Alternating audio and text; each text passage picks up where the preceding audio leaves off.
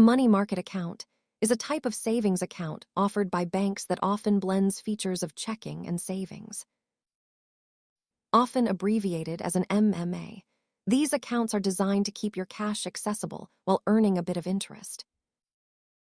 Because they are bank products, they carry the same federal insurance protections as your standard checking or savings account. These accounts stand out because they offer more flexibility than a standard savings account, though they sometimes require a higher minimum deposit. While a standard savings account is purely for holding money, a money market account acts like a hybrid for more active management. Money market accounts often provide higher interest rates than standard checking accounts, which can help your cash grow slightly faster over time. Always check for monthly maintenance fees, as these can erode the interest you earn if your balance drops too low. We hope this clears up how money market accounts work. Subscribe for more finance basics and remember to do your own research.